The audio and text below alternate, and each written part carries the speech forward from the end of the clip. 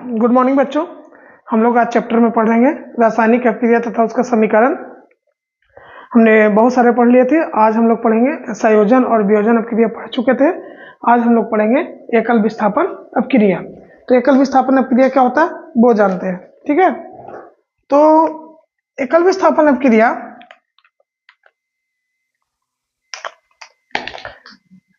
एकल विस्थापन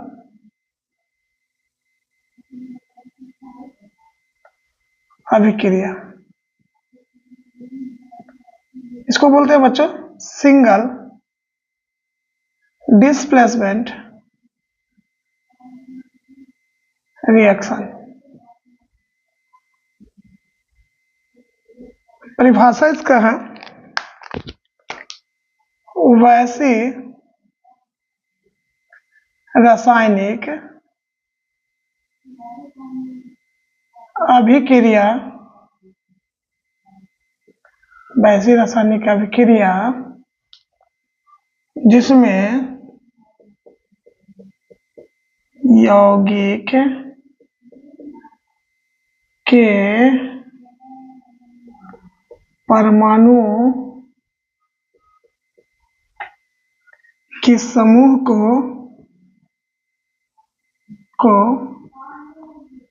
दूसरे परमाणु के यहाँ पर दूसरे तत्व या यौगिक, तत्व लिख सकते हैं, यौगिक नहीं लिखेंगे। जब भी लिखेंगे तत्व या धातु अधातु दोनों में से आ सकता है। दूसरे यहाँ पर तत्व लिख दो, तत्व के दूसरे परमाणु द्वारा विस्थापित किया जाता है या होता है,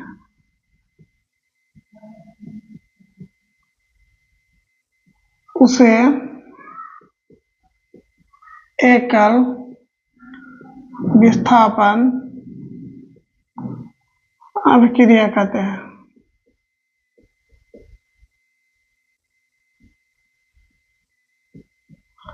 तो इसमें क्या हुआ कि वैसे रासायनिक अभिक्रिया जिसमें एक यौगिक तो है और वो साथे चल रहा है, जैसे कोई साथे चल रहा है, कोई दोस्त, एक दोस्त आया बोला रहा हट, उससे ज्यादा मजबूत है, उसको हटा दिया और अपने उसके साथ चलने लगा, ये वाली प्रक्रिया इसमें है। तो एक तो यौगिक तो है लेकिन कोई दूसरा परमाणु आता है और उसको विस्थापित माने हटा देता है, उसे विस्थापन कहते हैं। जैसे बच्चों आप एक गिलास पानी लीजिए, 5, 6, 10 चम्मच चीनी डाल दीजिए, ठीक है, पूरा मीठा कर लीजिए और 1 चम्मच व नमक व डाल दीजिए, बस। जैसे ही 1 चम्मच नमक व डालिएगा ना, सब पानी मीठा ना नमकीन हो जाएगा। तो यहाँ पर क्या हुआ कि चीनी से अधिक क्रियाशील कौन हो गया, नमक। वही वाला यहाँ पर काम कर रहा है कि वैसी रासायनिक अभिक्रिया जो कोई यौगिक है, यौगिक क्या होता है, 2 या 2 से अधिक पदार्थ का, पीछे पढ़ा चुके हैं, और हटा के दूसरा आ जाता है। एग्जाम्पल में देखते हैं बच्चों, कॉपर लिखेंगे Fe प्लस कॉपर सल्फेट, तो यहाँ हो गया FeSO4 प्लस CO। यहाँ पर देखिए आप क्या देखने को मिल रहा है, आपको Fe आया, ये कॉपर के बोला चल हट यहाँ से, इसको साइड कर दिया और यहाँ पर अपने आ गया। ऐसा कॉपर सल्फेट का रंग हमेशा बच्चों नीला रंग का होता है और फेरस सल्फेट का हल्का रंग आगे आपको काम में आएगा, ठीक है। और बहुत सारे एग्जांपल अगर Zn ले लेते हैं, ZnCO4, तो ये हो गया ZnSO4, इसका मतलब कॉपर से ये भी ताकतवर है, कौन, Zn। ऐसे कॉपर सल्फेट का रंग आप पढ़े, अभी पता चला कि नीला होता है और Zn का लाल हो जाता है, इसमें भी रंग बदल जाता है। तो हमने उभय विस्थापन अभिक्रिया समझ गया और बहुत सारे एग्जांपल है इसका देखने को मिलेगा। जैसे पोटेशियम का है तो इसमें भी है ब्रोमीन। तो इस तरह से आपको आगे बहुत सारा मिलेगा, लेकिन आप समझ गए एकल विस्थापन अभिक्रिया कि जिसमें अधिक क्रियाशील धातु कम क्रियाशील वाले को साइड कर देता है, ये भी आप लिख सकते हैं। वैसे रासायनिक अभिक्रिया जिसमें अधिक क्रियाशील धातु कम क्रियाशील वाले को हटा देता है, उसे हम लोग एकल विस्थापन अभिक्रिया कहते हैं। आपने समझ गए। इसमें एक प्रश्न आएगा, मोस्टली इसी तरह से आता है कि कॉपर सल्फेट के विलयन में, आप ये समझ गए होंगे, तो हम इसको मिटाते हैं। उभय विस्थापन समझ गए। देखिए ये एक यौगिक है, कोई दूसरा तत्व का परमाणु आया, इसको साइड किया और ये बन गया, तो रंग भी चेंज हो गया। ठीक है, तो ये हो गया आपका एकल विस्थापन। प्रश्न पूछेगा बच्चों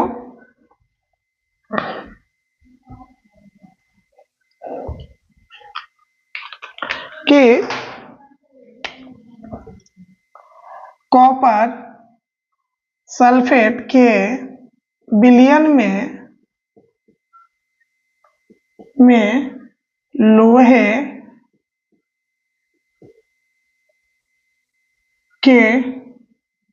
लोहे की कील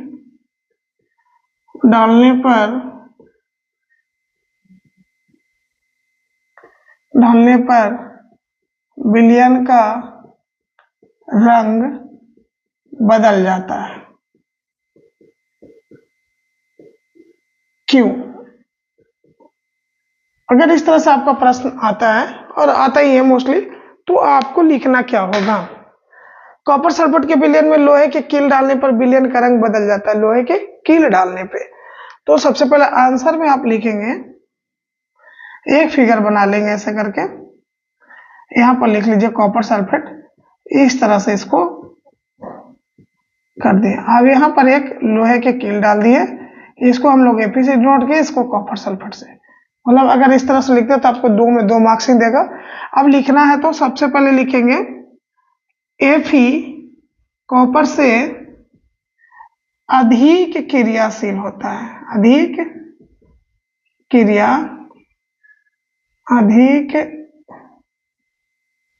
क्रियाशील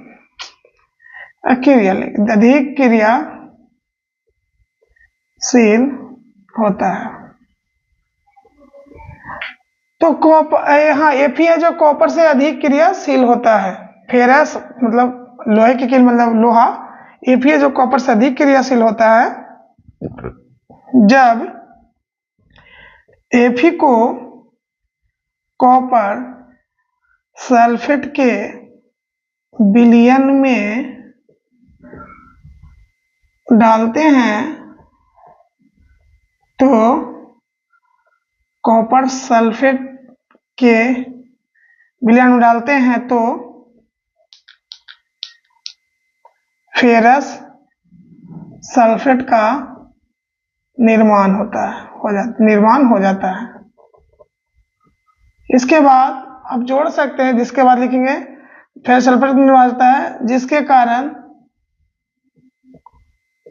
कारण नीला रंग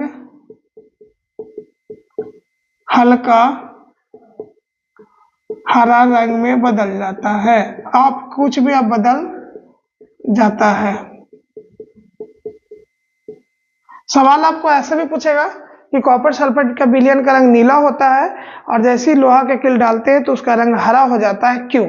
तो किसी तरह से सवाल पूछेगा, आपको आंसर इसी तरह से लिखना है, हो जाता है बस। अब उसके बाद आप ये वाला इक्वेशन जो अभी पढ़े थे, ये वाला इक्वेशन यहाँ पे आप चिपका दीजिए, Fe प्लस CuSO4 और आपका 2 नंबर कंप्लीट। बच्चों आपने ये सीखे एकल विस्थापन मतलब एक विस्थापन का। अब इसी तरह का एकल के नाम के जब पर द्विविस्थापन पढ़ेंगे, या उसको हम लोग उभय विस्थापन कहते हैं। विस्थापन का मतलब विस्थापित करना, लेकिन उभय विस्थापन में क्या होगा, 2 यौगिक होगा, इसमें किसी को कोई हटाता नहीं है, आपस में बांट लेता है। समझो कि दोनों के दोनों क्या है, राजा महाराजा है, दोनों के दोनों बहादुर है। तो आपस में क्या करता है कि चल भाई एक्सचेंज कर ले, तोरा ये जरूरत है तो ये रख ले, हमरा ये जरूरत है हम इसको ये रख लेते हैं। अगर इस तरह की प्रक्रिया अपनाता है वो अपक्रिया कहलाएगा उभय विस्थापन। तो आप लोग हम वो पढ़ते हैं, ठीक है।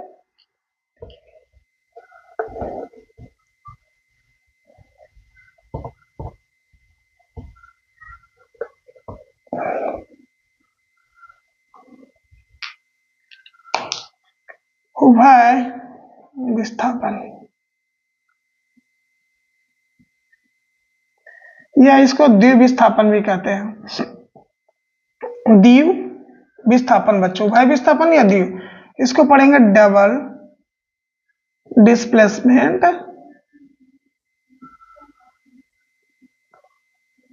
रिएक्शन।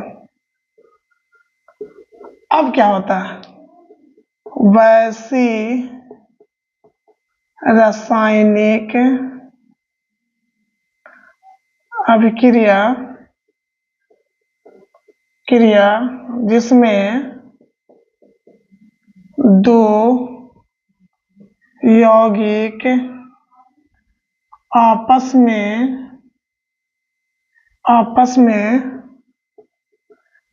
परमाणुओं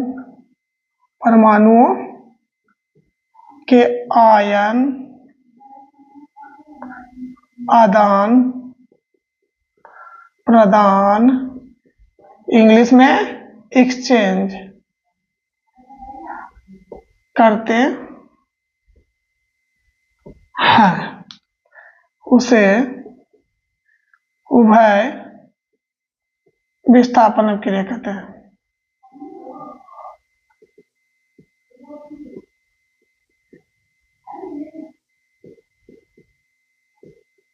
हमने उभय विस्थापन अभिक्रिया कहते हैं। इसमें क्या हुआ, दोनों बहादुर है, तो जिसका जो काम लग रहा है वो अपना कह रहा है कि ठीक है तोरा ये काम है तो तुम ये रख लो, हमारा ये काम है तो हम ये रख लेते हैं।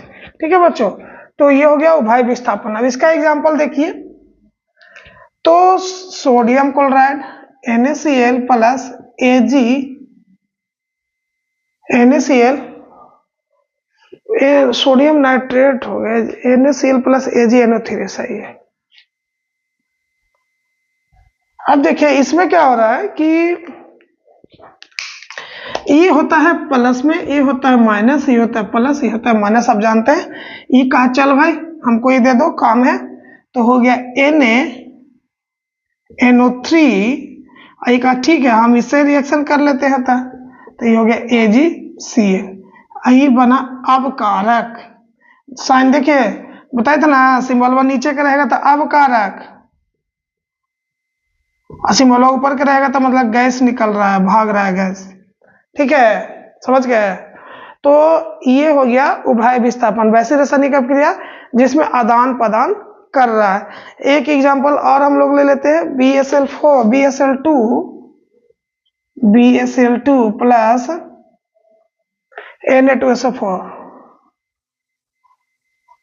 अब बच्चों देखिए फिर है हमें, तो ई हो गया प्लस में, ई हो गया माइनस में, प्लस में, ई माइनस में, प्लस में हो गया माइनस के साथ BSO4 प्लस NaCl हो गया 2NaCl,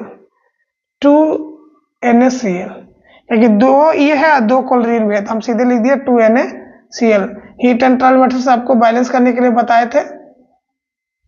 ये हो गया, ये भी क्या है अवकारक नीचे की ओर। ठीक है बच्चों, आपने द्विविस्थापन भी सीखे। इसमें क्या हो रहा है, एक्सचेंज कर ले, और कर ले, तू हमर दे दे, हमरा तू रख ले, एक प्लस वाला वो ले लेता है, एक माइनस वाला वो ले लिया।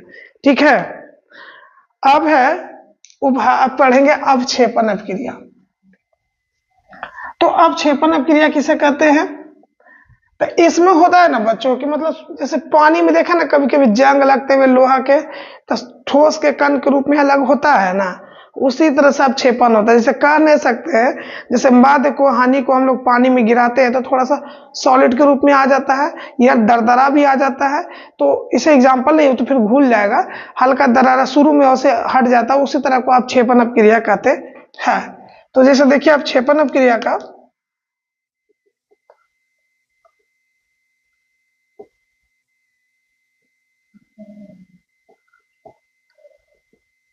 वैसी रासायनिक अभिक्रिया जिसमें कोई ठोस विलयन से पृथक हो जाता है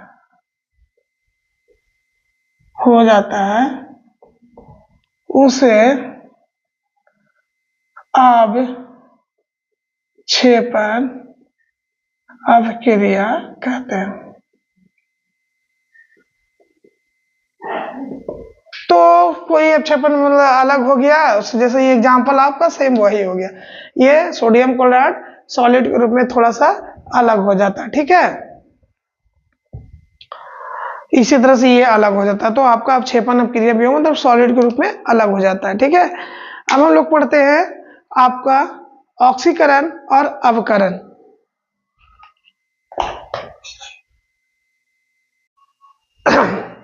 अब बच्चों हम लोग पढ़ेंगे ऑक्सीकरण और अवकरण। तो ऑक्सीकरण अपक्रिया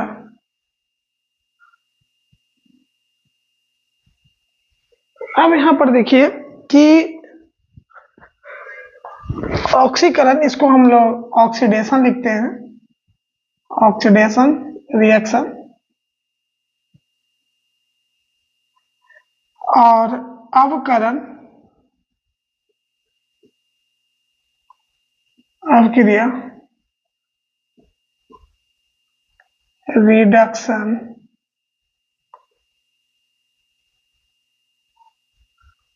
रिएक्शन। अभी ऑक्सीकरण और अवकरण क्या है, जो देखिए कुछ नहीं है, इसमें क्या है बच्चों, जब भी होगा दोनों एक साथ होगा, याद रखिएगा, जब भी होगा तो एक साथ ही दोनों होगा। ऑक्सीकरण अपक्रिया में लिखेंगे वैसी रासायनिक अपक्रिया जिसमें तत्व या यौगिक, एक लिख देते हैं वैसी रासायनिक अभिक्रिया जिसमें तत्व या यौगिक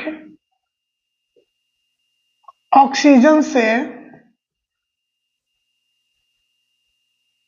ऑक्सीजन को ग्रहण करते हैं तथा यौगिक लिखेंगे, कोई भी त्याग करेगा तो यौगिक ना करेगा, यौगिक से हाइड्रोजन का त्याग होता है,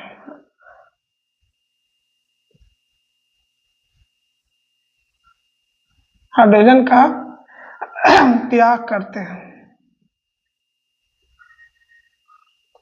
उसे ऑक्सीकरण अपक्रिया कहते हैं।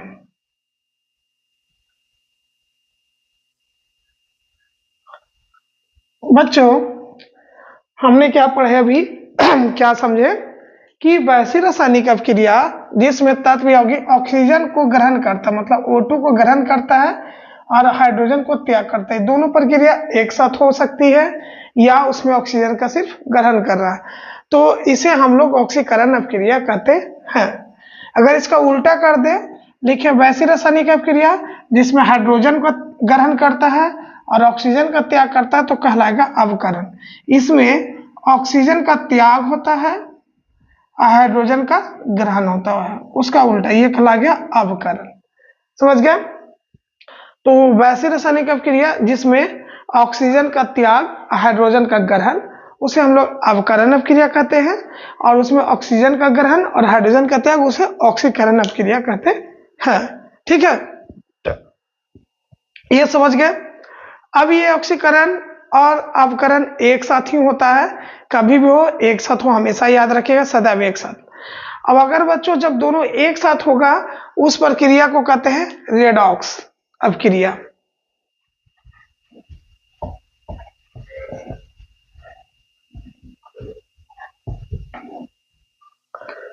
रेडॉक्स अपक्रिया पूछेगा किसे कहते हैं, क्या है, तो आपको जवाब देना है वैसी रासायनिक अपक्रिया जिसमें ऑक्सीकरण तथा अवकरण दोनों एक साथ होते हैं उसे रेडॉक्स अपक्रिया कहते हैं। लिख देते हैं ना, तो आप इसको फिर से लिख लीजिएगा, फिर से दोहरा रहे हैं, वैसी रासायनिक अपक्रिया जिसमें ऑक्सीकरण तथा अवकरण एक साथ होते, सदैव एक साथ होते हैं, उसे रेडॉक्स अपक्रिया कहते हैं। जैसे कि आप एक एग्जांपल में चला जाए तो यहां पर देखिए, अगर खाली ये एग्जांपल रहता बच्चों C प्लस, जैसे C+O2 तो ये हो गया CO2, ये एग्जांपल आपको हो गया क्या, ऑक्सीकरण, मतलब ऑक्सीजन को ऑब्जर्व कर रहा है, मतलब ग्रहण कर रहा है। ठीक है, अगर इसका एग्जाम्पल SO2, अब यहां पर होता H2 + Cl2, 2HCl हो गया, तो ये हो गया अवकरण, ये हो गया ऑक्सीकरण, ये हो गया अवकरण, ये हो गया ऑक्सीकरण, ये हो गया अवकरण। ठीक है, दोनों एक साथ हो रहा है, इसलिए रेडॉक्स अपक्रिया हुआ। अब इसका एग्जांपल जैसे देखिए, कॉपर ऑक्साइड है बच्चों, और इसने हाइड्रोजन से रिएक्ट कराया, एक रिएक्शन ऐसा दिया है CO + H2O। आप देखेंगे कि यहां पर ऑक्सीजन है, लेकिन यहां पर ऑक्सीजन नहीं है, तो ऑक्सीजन को क्या हुआ, त्याग हुआ, इसलिए इसको अवकरण अपक्रिया कहते हैं। क्या कहेंगे, अवकरण अपक्रिया या अवकरण। यहां पर देखिए हाइड्रोजन है और यहां पर ऑक्सीजन आ गया, यहां पर ऑक्सीजन है नहीं है, लेकिन यहां पर ऑक्सीजन आ गया, इसलिए इसको कहेंगे ऑक्सीकरण अपक्रिया। ये हो गया अवकरण। यहां पर क्या हो गया, O2 क्या हो रहा है, ग्रहण हो रहा है, अपक्रिया हो रहा है, लेकिन यहां पर क्या हो रहा है, O2 त्याग हो रहा है, ऑक्सीजन को छोड़ रहा है। दोनों प्रक्रिया एक साथ होगा, या ऑक्सीजन को ग्रहण हो रहा है या हाइड्रोजन को त्याग कर रहा है, तो ऑक्सीकरण। अगर इसका उल्टा हुआ तो अवकरण। दोनों प्रक्रिया के बारे में बच्चों हम लोग पढ़ेंगे। एक एग्जांपल में है H2S + Cl2, फिर यहां पे आ गया 2HCl + S। अब यहां पर हमें देखने को मिल रहा है कि यहां पर हाइड्रोजन जो है यहां पर ये गायब हो गया, यहां पर से देखिए हाइड्रोजन क्या है, Cl2, H2S से यहां पर हाइड्रोजन है, लेकिन यहां पर हाइड्रोजन गायब है। हाइड्रोजन गायब होने का मतलब क्या हो रहा है, हाइड्रोजन का त्याग हो रहा है। तो जैसे बच्चों हाइड्रोजन का त्याग होगा तो क्या कहलाएगा, ऑक्सीकरण। और इसमें क्या हो रहा है, हाइड्रोजन आ रहा है, इसलिए क्या हो गया, अवकरण। तो यही सब प्रक्रिया है, प्रोसेस है।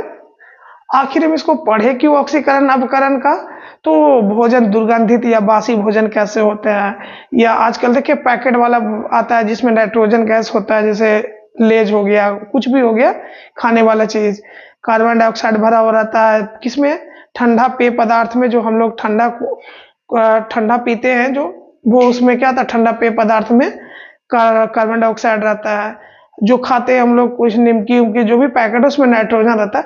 ये सारे प्रक्रिया बच्चों हम लोग कल के वीडियो में हम लोग पढ़ेंगे, और ये चैप्टर कल समाप्त भी हो जाएगा। और जो नए बचे थे वो पीछे वाले वीडियो देखेंगे, उसमें भी है। हमने इसमें उदासीनीकरण अपक्रिया नहीं पढ़ा है, क्योंकि सेकंड चैप्टर में पढ़ा चुके हैं कि अम्ल और क्षार आपस में अपक्रिया करते हैं, उसे उदासीनीकरण अपक्रिया कहते हैं। तो ठीक है बच्चों, आज के लिए इतना ही, फिर मिलते हैं कल वाले वीडियो में। जय हिंद, जय भारत।